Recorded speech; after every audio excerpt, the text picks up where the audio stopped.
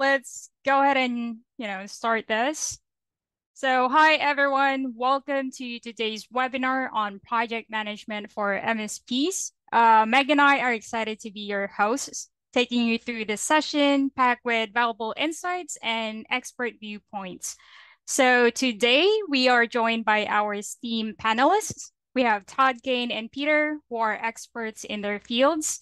Together, they'll give us a thorough look at our topic. So, Todd, could you please introduce yourself and share a bit about your background? Sure. My name is Todd Kane. Run a consulting practice called Evolve Management Consulting, and really focusing on taking kind of my years of experience as both a tech and as well as an operator, helping MSPs to operate with higher profit and less stress. The 30-second version, for those that don't know my background, I was the neighborhood nerd that ended up starting a consulting company before I graduated high school, and then got rolled up into a high growth consulting company where we were literally hiring 20 to 30 people a week for a sustained period. So got moved into operations as we tried to scale our leadership team, learned a ton about operations and how you build a leadership team, and then continued to develop MSP operations for big organizations like Longview Systems and Fully Managed, which was the birthplace of IT Glue, and then realized a lot of what I was doing in helping these companies to be successful was a repeatable toolbox. So I basically pivoted from intrapreneur inside of these organizations I was working at to an entrepreneur and working on a one-to-many basis in the MSP field. Wow. Go ahead, Peter. Tell us a bit more about yourself, what you do. Hey everyone, my name's Peter. I'm one of the product experts here at Simplesat, mainly responsible on doing product tours, onboarding clients, along with support.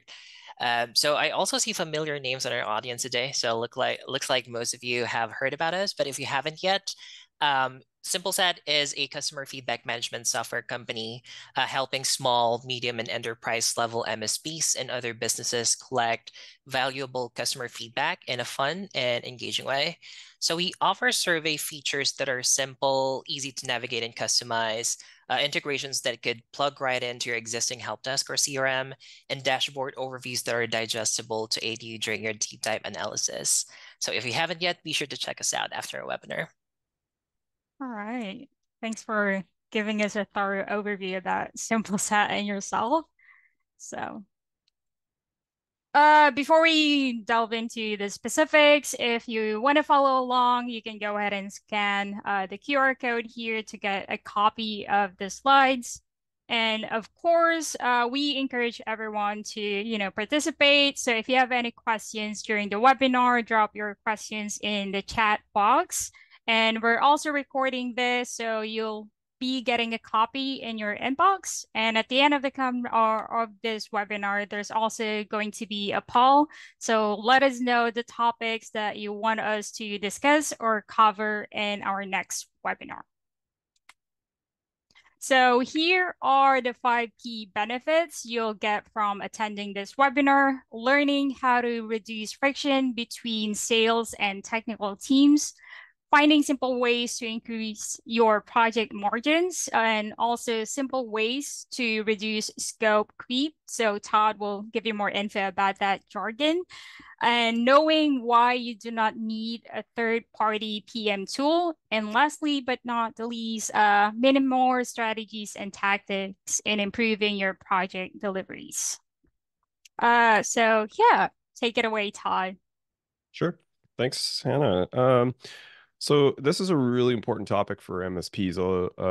I think the best place to really understand where we're starting from is understanding that everyone sort of does this a bit differently. It's one of my favorite quips about the MSP industry is we all have the same business model and no one does it the same way. So really want everyone to understand that how you approach projects in your business is a bit of a spectrum. So people are sort of somewhere along the spectrum of implementation in this. And, there's a lot of things like, do you use statements of work? What is your scope efficiency? Bill of materials. There's a bunch of these sort of terminology that we'll go through in a bit of a high level. Don't have a ton of time to dive deep on some of this stuff, but really what we're talking about is whether or not you're leveraging some of these tools and practices to really have a high maturity practice.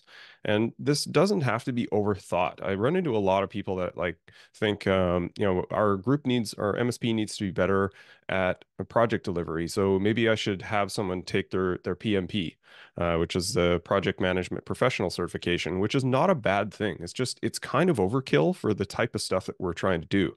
We're not building bridges or hospitals. We're just trying to get some servers installed and set up some Wi-Fi, right? So there's sort of a bare minimum that is really effective here, which is what I'm trying to do with this talk, is sort of boil down some of those basics of what are the high maturity things that you should be doing in project management, and how can you make them more accessible at a level where they're practical for an MSP. So with that, the first place that many hopefully are not suffering from, and maybe in chat, if you guys want to throw in kind of your own rating on that spectrum, right? So a 1 to 5 rating, 1 is sort of in this chaos state where, it's pretty ad hoc. We're managing projects, but it's probably off the side of someone's desk. And then 5 is, we're super dialed in. It's really, really effective. So if you guys want to kind of rate yourself on a 1 to 5 scale in chat, be curious sort of where people are sitting. And what I would guess, and what we're sort of seeing here, is like a lot of people are living in this 3 state. So as we talk about the chaos phase, maybe this is a bit of a reflection of where you've come from. And that chaos state is, I had a client once tell me when we were looking at project management maturity and trying to develop their practice, he said, honestly, Todd, projects are a means to an end. We just have to get the stuff done so that people will re-sign their MSA. And he was dead serious. Like he really didn't think about projects being something that was profitable or an area of focus. It was just, let's get it done so that we can go back to service, basically. So there was no timelines, there was no statements of work. It was just sort of, hey, client XYZ wants this done. Can someone go out there and wrestle that down? So this is sort of that ad hoc state, very chaotic. And in general, like you're lucky if you're profitable. Like there's no attentiveness to this to get there. So glad to see most of you have sort of progressed past this state of just firefighting at a project level. But this is a reflection on, this is quite frankly, there's still a lot of people that are fighting through this phase of chaos. So don't feel too badly about it. You're not alone, and there's definitely some simple things that you can do to get to climb out of that 1 or that 2 state, at least to that sort of level 3. So next area where you might be living is kind of this getting by state where, you have some limited statements of work. There's some level of organization, and maybe you have like some target dates for completion, where we have an idea of what we're trying to accomplish. We're still sort of trying to throw some things together. It's still somewhat ad hoc, but there's at least some limited planning. And what happens here is quite often like there's some limited profitability. You're not making bank off of the project delivery necessarily, but there is some profit on average that is happening. It's somewhat predictable, and it's usually just sort of these one-offs, like the ahas or some slip-ups that cause projects to dip into the red. So this is a pretty good state to be in. This is sort of where that 3 is at, is some level of organization. You're sort of midway up that maturity scale. The other part of this is like accountability becomes really, really important here, right? So there's an understanding of who is doing the projects, and like we said, sort of some rough timelines around when that project and when that work is to be completed. And this is really crucial to moving up the scale, is who is doing the work. I often joke that project management is really simple because it's 3 things. It's who does what by when, But then you add people to that process and things get really messy. So that's what you're usually seeing here is the basic mechanics of that project management practice, and that process is in place. But there's a bunch of stuff that just tends to pop up and get in the way as well. So that's the things that again, we can kind of layer on some ideas around here to improve that predictability and that accountability for that project delivery. So moving on to sort of that 4 or 5 state, this is sort of what I would refer to as the process is on the rails, right? Like everything is very predictable. It's like a train. It goes through the same place, arrives generally on the same time. In this state, if you're at this state of the maturity spectrum, you would have strong statements of work. You have a really good dialed practice. There's very clear and coherent communication with the client as well as your internal team. And I would say those two things are probably the strongest levers that you want to pull in project delivery. The statement of work is a definition of what you're doing and also what you're not doing. So we'll sort of get a bit into this, I think, on the kickoff. Yeah. So we'll get into the sort of how that statement of work can protect you from scope creep. And it's also really, really important how you approach that statement of work from a sales perspective, right? So what is a BOM? What is a statement of work? What is a quote? What is a proposal? And defining the semantics for your team internally around those terms becomes really, really practical, right? Because what you often see around that statement of work piece is salespeople or owners will quite functionally use a statement of work as a fishing tool, right? So, I think this client would want this, or I want to sell this to this client. Hey, tech team, can you write up a statement of work? Someone spends 3 hours, 4 hours writing a statement of work for a project that the client has no intention of doing. And it's a gigantic waste of time for everybody. And that's why the tech team gets frustrated around these things. So that can be really, really crucial on getting your statement of work and that quoting process really coherent and clean, and minimizes wasted effort on the tech team and the sales side. And then structured resourcing is also really important here. So if you have a project funnel, you're selling sort of multiple projects and queuing things up.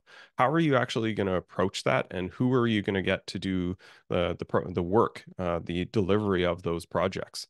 And then at this on-rail state, there's a lot more predictable profitability, right? Like, sort of 80-20 rule, 80% or 90% of your projects should be profitable. And in a lot of cases, like I often say in the MSP world, the MSAs kind of keep the lights on and pay the bills. And then the project revenue on top is where you can lump on a ton of margin. It's reasonable that you can have 40 to 60% margin on projects if you're doing this well, right? Like that's where you're up in that sort of 4 and 5 state of the profit margins on projects when organized well, delivered well, create an incredible amount of value for the customer. And they're super impressed with the work that you do, but you're also adding a ton of money, especially to the bottom line here if you're doing it well. So definitely something that you want to keep as an aspirational goal, even if you never get to sort of this level 5 dialed in state. You definitely want to be creeping towards it in every activity, working towards that really, really actively as an aspirational goal for what your project delivery looks like. So a big one here is resourcing. I often sort of describe this as, if you only have one donut, how are you feeding the whole team, right? And what this tends to look like for people in MSPs is that they have, tier 1, tier 2, tier 3 team, and then tier 3 team is often being borrowed for service delivery. And they're not really able to focus on projects directly. And this becomes really difficult because, you need to have this level of focus and sit down and spend time on the projects that you've been assigned. And how do you do that if everyone keeps escalating tickets to you, sending you Teams messages and pinging you, hey, can I get some help with this? Or, this client is freaking out. We need to get this fixed. And so you're constantly sort of like this meme from the IT crowd where there's like the fire in the corner and the guy's working at his computer. He keeps glancing over at it, right? That's sort of what this feels like. Is like, I have some work I need to do, but like everything keeps burning down and everyone always needs me. And this is really, really difficult, both for the team, but also like think about it for the people that are conflicted in that. They're trying to focus on this project work, but service just keeps dragging them back in. And that's really problematic. And this is why a big reason why projects tend to be delayed so badly, right? Is like I just could not find any time to focus on this week. So that becomes a really, really crucial piece to this of how you're sharing those resources. A quick tip around this would be think about blocking time for projects for those resources that need to work on them. It's fine enough to say, hey, this project task is due on Friday. Can you get it done by Friday? Right. And that really doesn't like, okay, sure, I'll try and do that. You get to sort of Monday, you're like, hey, how did that go? And you're like, oh, I didn't do it. I was so waylaid by stuff from service. It just didn't get done. So instead, you want to focus on, okay, this project a task is due on Friday. I'm going to schedule you for 2 or hopefully 4 hours on Wednesday afternoon to work on this. And then you kind of create this isolated space for this project resource and saying, like turn off Teams, don't let people DM you. Yeah, like if people actually need you for an escalation or an emergency, they need to go through me, right? So either the project manager or usually the service manager. And you can then make that judgment of like, oh God, yeah, that does sound pretty bad. Okay, we'll actually need to pull that person out of projects. So at least you're kind of protecting them and giving them that time to focus and deliver. That way, the delivery of that task is a lot more predictable to get completed by Friday if you've scheduled it for Wednesday and isolated their time for that. So that's a really important aspect to think about, especially when you're sharing resources. And then if you actually get to sort of a larger MSP where you're able to dedicate project resources full time, that's awesome. Not everyone can get there, so it's a practical necessity to have to share resources. But if you do have dedicated project resources, the other flip side of this is how do you make sure that their time is completely full? And an important aspect of this is like, again, like you want to have a client management practice that is developing a project funnel. So there's constantly sort of new work being pushed into the funnel to fill that person's time and be able to have them as utilized and effective as possible. The other piece is make sure that everyone's aware that like service work is never beneath anybody in the organization. You as the owner, like depending on the size of the organization, if this is practical. I used to do this in the MSP that I ran. That occasionally, if the team was just getting absolutely smashed, I would drop into the support center, plonk myself down, and start picking up some tickets every once in a while. And it was not because I was the best tech. It was just like, hey, I'm here to help out and demonstrating to everybody else that none of this work is beneath anybody. So if you have project resources, make sure they're really clear that, hey, if you're not busy and you're waiting for project resource stuff to get assigned to you and you've got an afternoon, throw yourself into the queue and start picking up tickets and supporting people, right? So that's a really important aspect to making sure that there's shared resources everywhere. All right, so some practical aspects of what your project management practice should look like. This is an area that I think doesn't get enough attention, and it's having an appropriate kickoff, right? So this is where you can really clearly state what is in scope and out of scope. So this is where you protect against that scope creep that Hannah mentioned in the opening here. So scope creep is when, a really sort of practical example of this is if you're on site installing something and someone sort of sees you in the office, you've got your branded shirt on or something, they're like, oh, hey, you're with the IT company, hey, can you help me with this over here? Right. And it's like, okay, right. Techs never want to say no to people, right? They want to please, they don't want arguments or any of that, or, to make anyone unhappy. So they tend to just sort of say yes to everything. So you need to be really cautious again about this. And also, if you're doing a larger scale project, then the client may say, well, hey, how about we also do this? Or, some other examples are, we're not billing for training, but the clients expect us to train. We never told them that that was not a part of the scope of this project. So now I guess we have to train them around this piece of software that we've deployed, right? So what are these things that you want to think about around, what's in scope, what's out of scope? And you don't need to capture absolutely everything in the out of scope phase for that statement of work. The best way to approach this in my mind is just have a statement in out of scope of anything explicitly not in scope is determined as out of scope, right? Like that's sort of your blanket umbrella get out of jail free card on whether or not it's in scope or out of scope. And then you need to get really comfortable and confident in having conversations about identifying scope creep and sort of pushing back on the client and saying, we're happy to do that, but that's not in the original scope that we discussed. Here is a quote for adding that to the scope, and then they can make a decision as to whether or not it's important to them. Sometimes they'll say, okay, yes, that's great, add that to the scope, or no, hang on, that's not really what I wanted, and then you're free to go back to what you were doing. That's a totally mature way to approach this, and shouldn't really piss anybody off, because it's not like you're saying no, you're saying yes, and it will cost you more money. So there's a great little graphic that I often share when I'm talking about scope creep and change control. And there's a giant boat with a little dinghy behind it, like a yacht, and a dinghy being towed behind it. And the dinghy says original scope, and then the yacht says change control. Right. So like there is good money to be made here if you're managing this in a mature fashion as well. All right. So the other piece around sort of this kickoff, it's important to run a kickoff at least internally with your team. Like tell the team who's doing what the timeline is, and what the scope is, what the delivery times are. And if it's a large enough project, or you want to involve the client, you can. It's not a requirement, but it can be helpful in some cases if it's a bigger piece of work.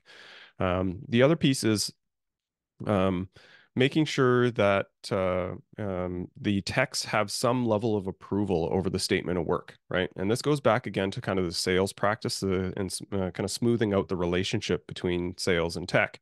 And what you often see, especially in kind of like scrappy, kind of high growth MSPs, is the owner or an account manager will have a discussion with a client, come back to the tech team and say, hey, I sold this project to move the client to the cloud, and I told them it would be like 12 hours of work. And then the tech team kind of all looks at each other like, what are you talking about? Like, what do you mean move to the cloud? Like, that doesn't mean anything. And, then they sit down, they review it. They're like, dude, this is like a 30-hour bit of work. Like, we're already not profitable. So down the road, like if you want to build a high scale project management team with high level accountability, they need to be able to sort of be judged on their KPIs of on time, on budget delivery. And if they're not the ones approving or writing the scopes, then how can they be held accountable for how effective they are at delivering to the on budget and on time? So in a lot of cases, I do like to encourage whoever is a salesperson to take sort of the first stab at writing a statement of work, at least the executive summary, so they can demonstrate they sort of in business terms understand what is being sold. But at the very least, the tech team should be able to approve the statement of work before it's signed off by the client. So make sure you're diligent about that. It's really a fair way to go about this if you're going to have someone deliver something that they have eyes on what's being sold. Okay. All right, next step would be you've kicked off the project, things are going well. Then you want to set up an effective comms rhythm, right? So at what level and sort of cadence are you interacting with the client? So at the very least, if it's just a week-long project, no big deal. You can kind of run on this and just send a few emails through the course of the week until it's done. If it's a multi-week project, at the very least, you want to send an email once a week updating the client on the status of the project. This is what's been completed. These are the things that are prioritized for this week. And this is super, super valuable. It's low effort, right? Because you can just send this email. If it's a complex project, multi-months, then sometimes you would set up a phone call or a Teams bridge or something like that to meet with the client, but at the very least, you want to send an email.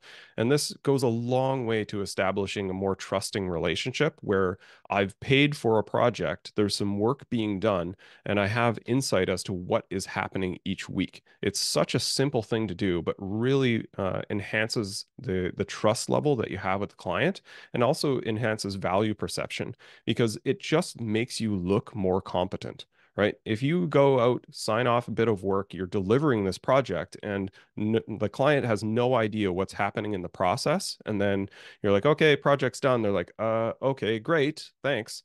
That's different than you're proactively communicating with them on a week-to-week basis. Then they're like, oh, this is great. These guys totally seem organized, and I'm really happy with this. It's a slight shift in sort of how you're communicating with them, but has a dramatic impact on how they perceive your maturity and the value that you're providing in that work. So really, really encourage you to have a comms rhythm as an established practice for project management. All right, so next would be the project close.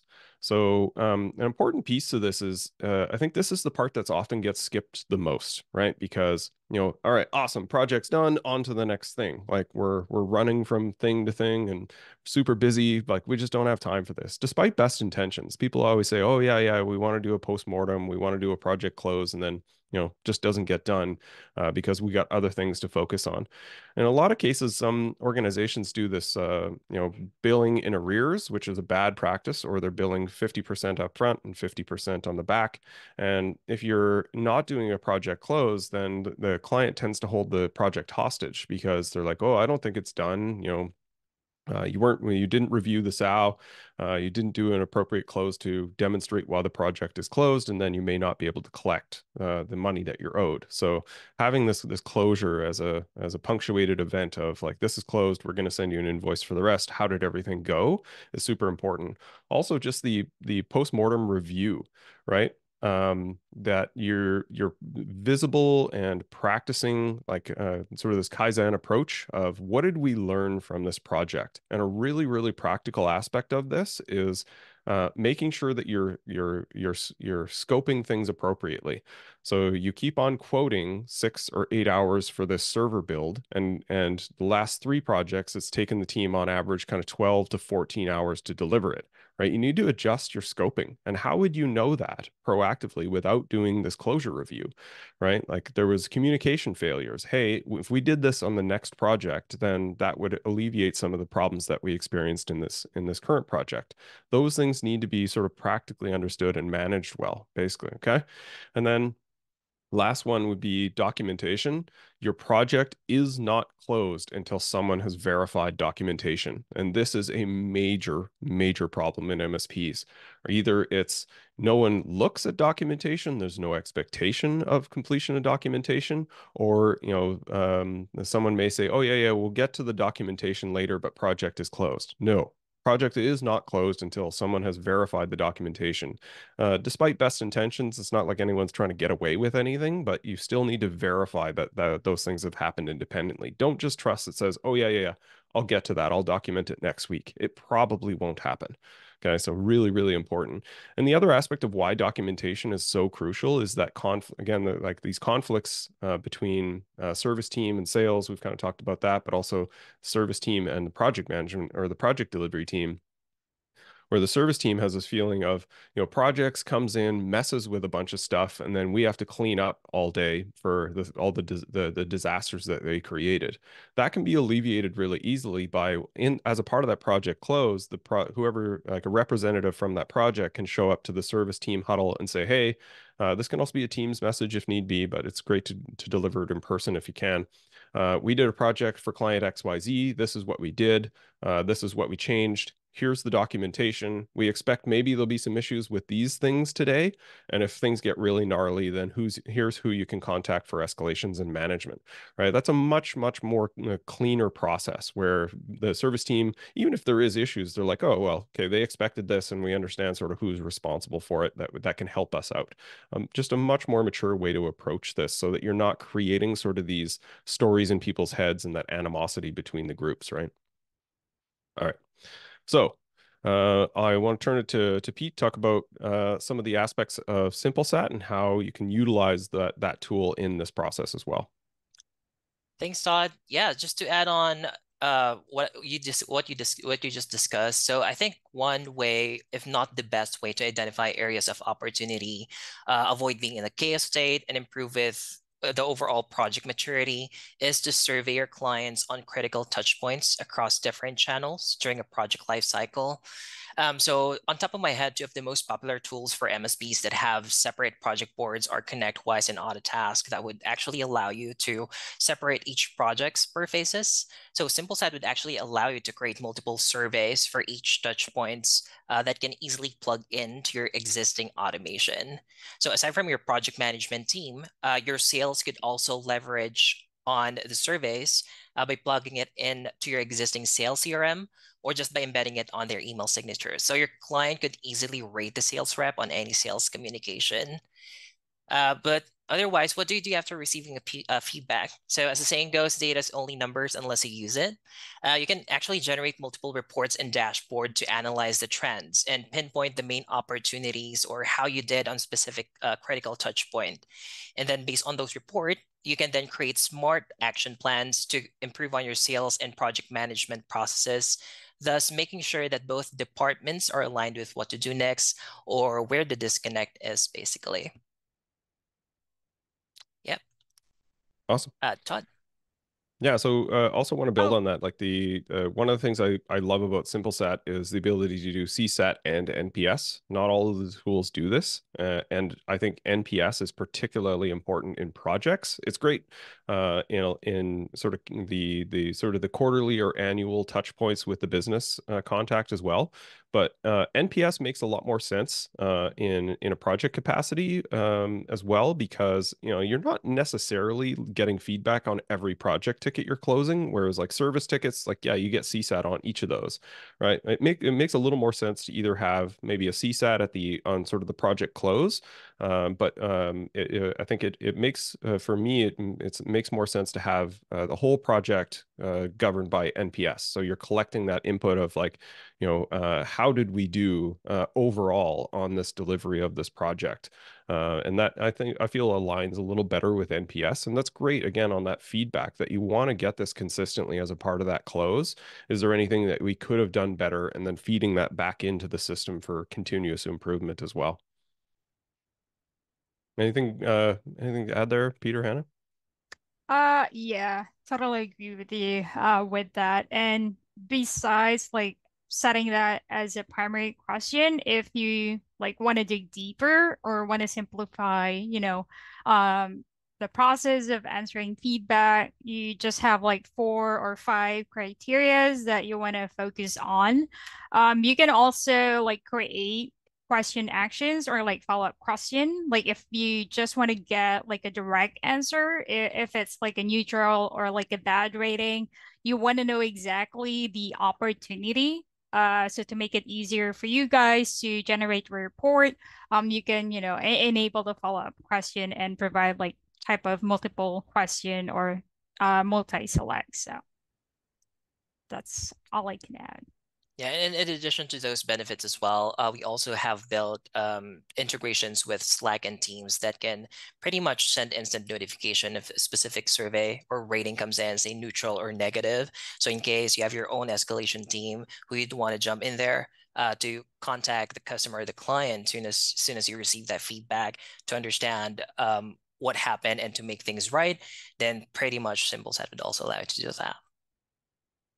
Yeah, for me, that's such a game changer too. Like, I've seen numerous occasions where contacting someone after a negative review immediately is like kind of blows their mind a little bit. And like you can turn sort of someone who is a detractor into a promoter by doing that, right? They're like, because think about it, most of us go through life with surveys all over the place and occasionally fill them out. Nothing ever happens, right? So like if you go negative survey and within 15 minutes someone calls you and says, hey, I saw there was an issue with this work that we did, how can I make this right? They're like, whoa, wow, like you guys actually use this, right? So then it helps to promote the use of the tool, and just the fact that you actually did something about it is really, really powerful. Yeah, and just after the the overall project implementation or kickoff, for example, not all of these customers or not all of your clients would contact you for any support help, for example. So aside from using NPS as sort of your overall gauge on how you did with a specific project, could also send another NPS on specific cadence, let's say once every quarter, twice every year, depending on your use case.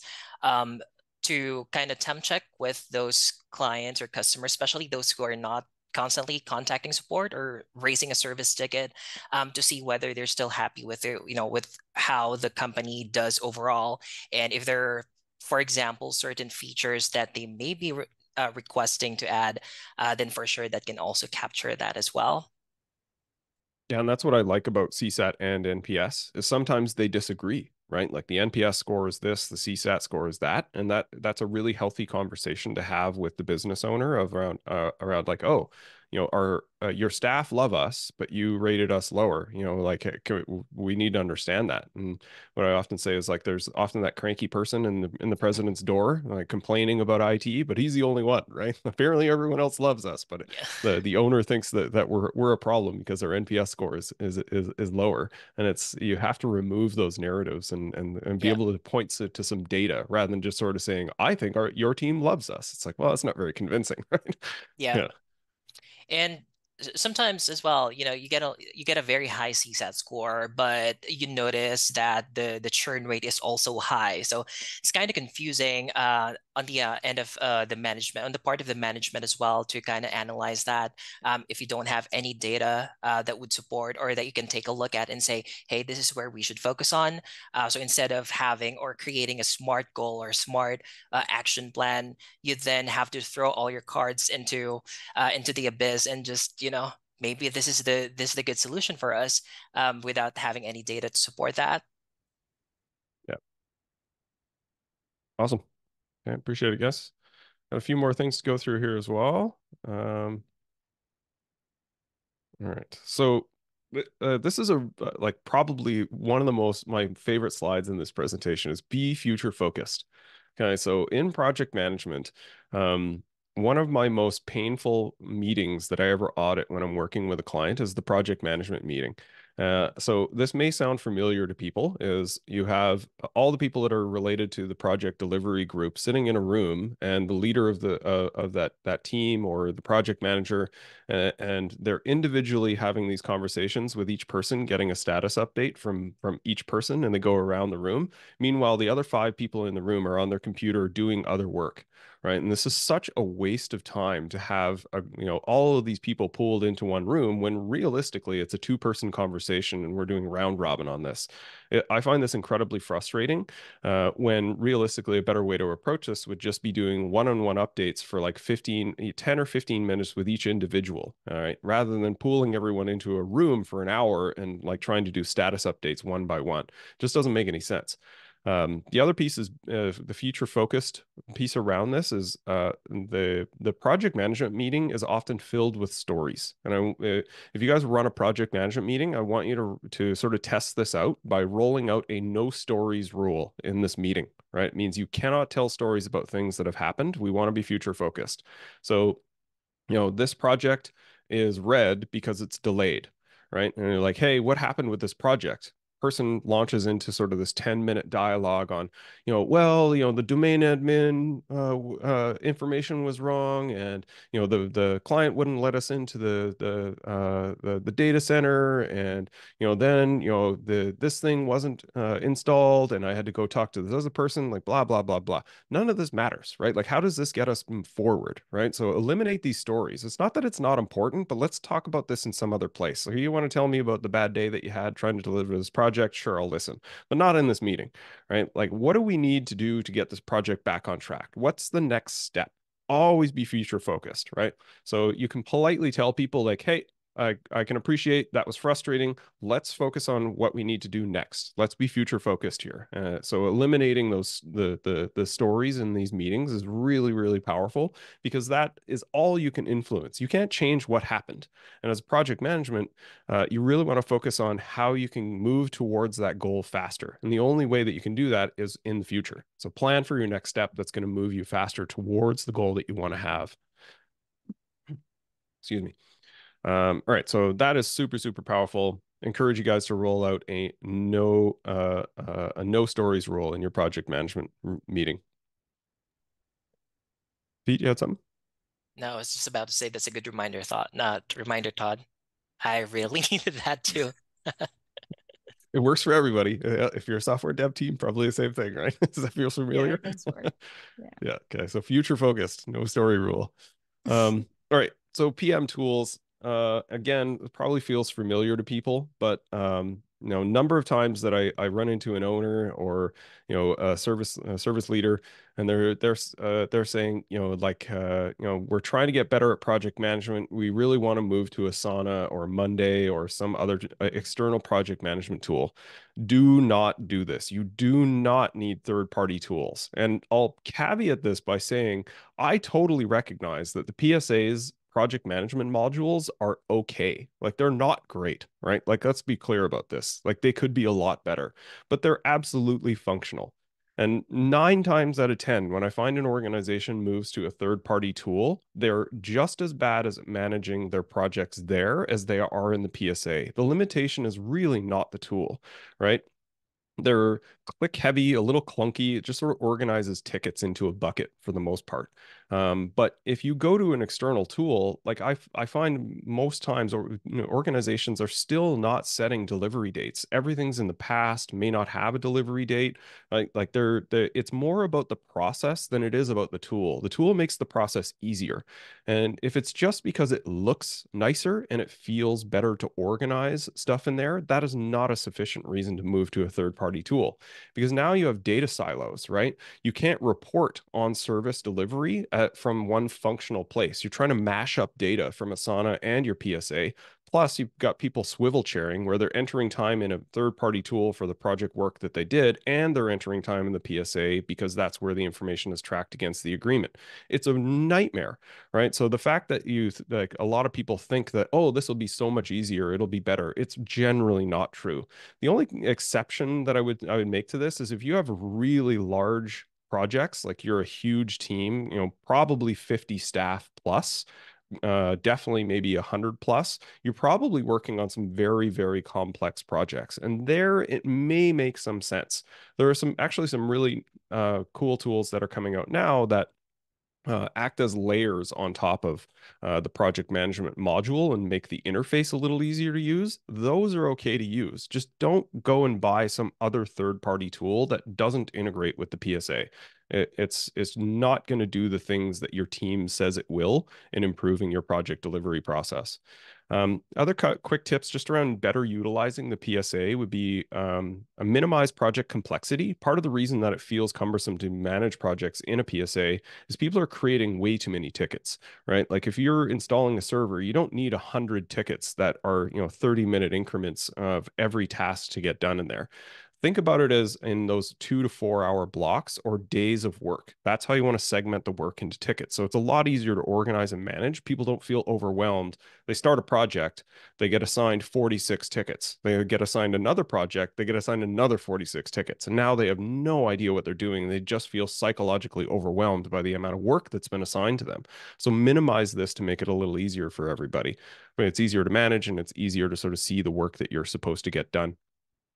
And the final one would be focusing on building templates. It's sort of the strange thing where MSPs feel like everything that they do is somehow bespoke and unique, and it's really not the case. Like most of the work that we do is somewhat repeatable. Installing some Wi-Fi, setting up servers, deploying new workstations, onboarding users, offboarding users. These are the types of things that we do every week. And you can build templates around these. And one that makes the work more predictable around how and what you're doing. Second, it allows you to iterate and improve them, right? Like you can reflect on them and say, oh, we keep not doing this, or we keep overdoing this. Like let's change our template to manage against what we're learning.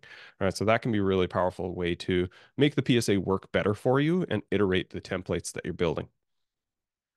All right, some final thoughts here. Pitfalls to avoid. If you take anything away from this talk, I didn't go in depth on it necessarily, but if you take anything away, don't let techs manage their own projects. Okay. This is the short road to, bad things happening.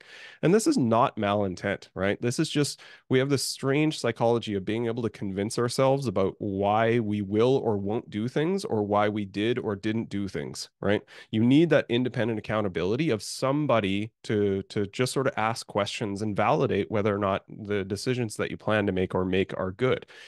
Quite frankly, at sort of this low maturity level of project management, you can have an office admin or another tech like a tier 2 or a tier 3 as a sort of a stand-in project manager, right? Because there's like, you can get better at this practice through training, but in general, the easiest way to do project management is procedural, right? Like it's absolutely sort of a practice that you can build up and have these processes around. So anybody can do it when you're getting started, but over time you want to designate someone as a PM for sure. Okay. And then next is not managing deliverables. And I kind of touched on this around, if the project is due, if that task is due on Friday, you want to assign the reporting, not necessarily the deliverable.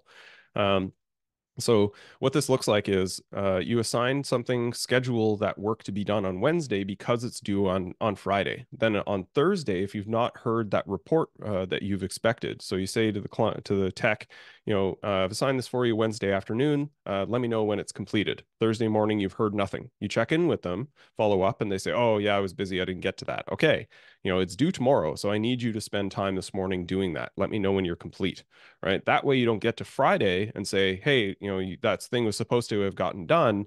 No, I was too busy, I didn't get to that. So now you're kind of looking at Monday or Tuesday before you can actually get that completed. So you want to control sort of the time scope and the drift that you can have around this. And best way to do that is managing the deliverable proactively by having people report to you when they're done ahead of time. Okay.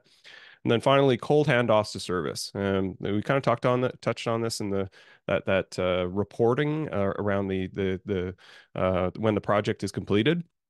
Don't just sort of complete the project and then ghost everybody and move on to the next thing. You want to actively report to the service team what was done. The documentation is updated so that people are not trying to troubleshoot a server that was decommissioned 3 weeks ago and no one was told, right? So that is really, really important as well. All right. So that is it from a content perspective. Love to sort of any last bits from the Simplesat team, or we can open up to Q&A. I would say just quickly before that, we can open up, just start throwing some stuff in Q&A portal if you guys want on the Zoom part, and then we can jump back to those questions. Anna? Yeah, if you guys have any questions, just go ahead and throw it in the Q&A box. I do have like a question for you, Todd. I just realized I should have asked this earlier. In the past, I had like several interactions with our MSP clients. So, one of the like common issue that they kind of like shared is MSPs struggle with is the harmony between the sales and the tech team. So I know you did mention or provided some tips and suggestions how to improve that, but can you share more any tips you still have there on how you sell a project and how to manage the cooperation between the two departments, like the sales and the tech team? Yeah. So big one that I noted is having a definition of who writes the SOW, who approves the SOW, and what the process looks like for that. The other part is like giving the tech team a bit of visibility to the project pipeline, like what is the work that is potentially going to close. This is twofold, is like it's helpful for them to understand what the workload potentially looks like, what's potentially being sold. But also, if they're frustrated with a particular part of the client environment not working, them being aware that you're trying to sell them, an Azure setup, or moving them to a different Wi-Fi platform or whatever it is, then they're like, oh, okay, well, at least this is being addressed. And it's not like, oh, I have to support all this busted infrastructure. So the visibility around what is being sold is really, really important, so that it's an active communication. People just kind of are interested and want to know. So reporting that to the tech team is really valuable. The other piece is probably like the most impactful. I kind of talk in depth about this area in my project management course as well. That is really helps here is having an OLA, which is an operating level agreement. So it's very similar to an SLA for tickets with clients. The OLA is an operating level agreement between departments, right? So one of the things that people struggle with is everything feels like an emergency to the sales group, right? So the tech team is constantly suffering under, I need this tomorrow, right? Or I need this right now, and they're like, geez, like give me a break. Like why is there so much pressure around this stuff, right? So the OLA is really helpful because you can say, the turnaround time for the creation of a statement of work after a request is 48 hours, right? So the sales team doesn't really have a place to start harassing you on the tech team of like, hey, can we get this done? I asked for this yesterday. Where is it? You at least have that 48-hour period to create that statement of work. And after that 48-hour period, then the sales team can start leaning on the techs and saying like, hey, you guys are delayed on this. It's outside the agreed OLA, so I'm going to start kind of applying a little pressure. But you're also allowed to say, after kind of an 8-hour review, you take a look at this, you're like, whoa, holy smokes, this is a big project. Like, hey, I'm going to breach the OLA because it's going to take me until Friday to get someone to work on scoping this. And then it's actively communicated, right? Like so much of this, like all of the narratives that get built up between teams and the friction that gets created is so much around just more effective communication, quite frankly. So that OLA is a great way to sort of set that baseline of like, if I request a statement of work, how long should I expect that to take? And that's where that emergency comes from is the same thing with service teams, right? Like clients panic or they phone instead of emailing because they're not really sure whether or not anyone will pay attention to this unless they phone you and they physically talk to someone. Then they feel more likely that someone will address this and they'll be heard. Same thing, right? Like if the sales team makes requests of the technical team and they have no idea whether or not someone's working on it, it's stressful for them. So just setting that baseline of expectations just creates that gap of space and aligns the expectations of both of those teams. It's really helpful. Yeah, I totally agree with that. I do also, I know actually have the same quiet process, I would say. Like Peter, for example, is our frontline when it comes to sales. So we kind of like provide like a process, what's the turnaround for an issue or for kind of like a feature request requested by deals or potential clients. And we also kind of like provide an update, daily update, so that in return, like the sales team can also provide an update to our clients. So kind of works, effective communication works, across all industries, setting proper expectation, not only to the other department, but as well, most importantly, to your clients.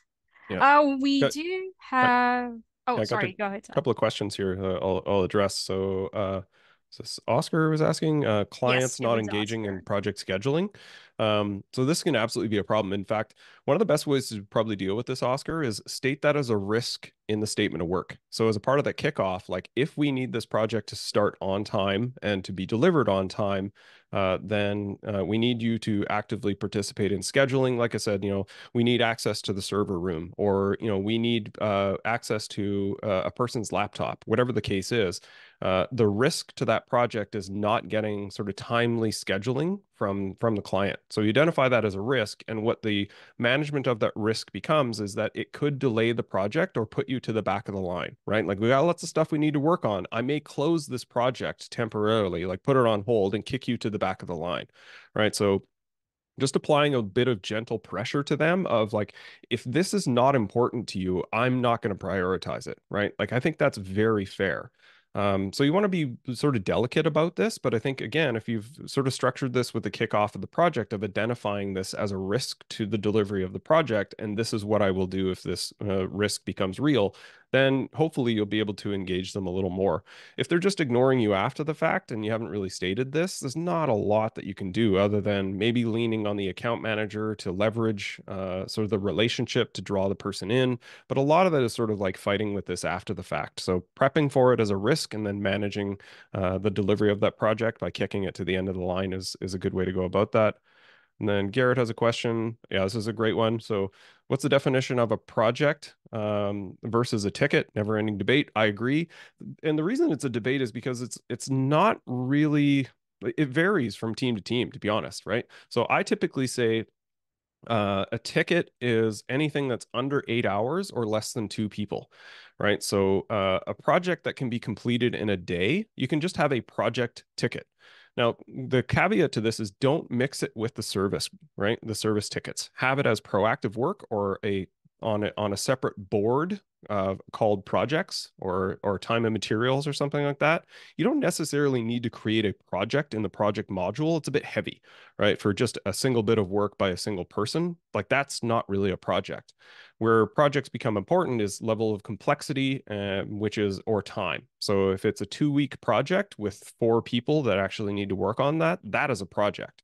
Right. So I think that to me is sort of that demark. But for some people, it's like 4 hours and maybe more than one person. Right. But that, like, think about that internally. Like how can we contain this work to just be a project ticket separated from the service, but not necessarily something that we're creating on the project board with PMs and, separate billable entities, those sorts of things. So that would be my take on this.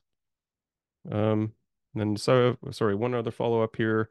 The platform process for project management, follow up and engagement steps, weekly email recaps. I mean, functionally, you could probably do this in the PSA. For me, honestly, this is really just emails, right? Like you collect inputs from the team, the delivery team, and then you're sending an email to the people related to that project, just in Outlook, quite frankly. So I think minimizing the complexity around this just makes it a hell of a lot easier for people. So I wouldn't overthink what you're using the tool. If you want to use the PSA, that's fine too. That works, but you can just use Outlook emails or organizing a Teams call on a weekly basis to organize that as well. All right, so we're actually at the top of the hour. So yeah, let us know what you think of this webinar and if you have any specific topic that you'd like us to cover. So please answer the poll. We'll love to hear your thoughts on this. So yep, Meg, you want to introduce this one? Okay, so also before we end, we have here a bonus material from Todd. You may scan this QR and get yourself a copy of the top 14 SOPs every MSP needs. And on that page, there are all sorts of other training sessions that Todd is offering. So next slide, please. Okay, so you may also check out Evolve Management's website for more training details and consultation. And lastly, scan the QR if you wish to schedule a demo with us from Simplesat. So again, thank you so much, and hope you all have a wonderful day. All right. So yeah, thank you everyone. Thank you, Todd. Thank you, Pete. Thanks everyone for joining us today. And feel free to reach out if you have any questions to Todd or for Simplesat team. Y'all have a good one. Take care. Thanks, everyone. Thank you.